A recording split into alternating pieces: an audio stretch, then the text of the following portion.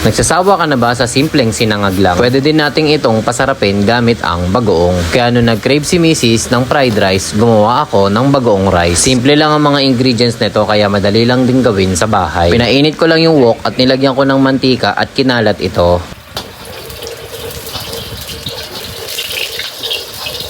Then 3 eggs, nilagay ko na din. Kung mas marami kayong lulutuin, pwede nyong dagdagan yung itlog. Nilagyan ko na din ng bawang at ginisa. After nun, nilagay ko na din yung bahaw o yung lumang kanin. Dudurugin lamang natin ito para maghiwa-hiwalay yung kanin.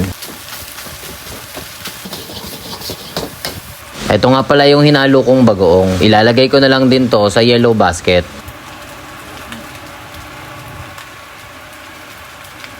Then after nun, hinalo-halo ko na at tinos yung fried rice. Then green onions na iniwa-hiwa ko na, nilagay ko na yung kalahati at yung kalahati naman pang garnish. Then tinikman ko muna bago ko lagyan ng salt and pepper. So kayo guys, ano yung paborito nyo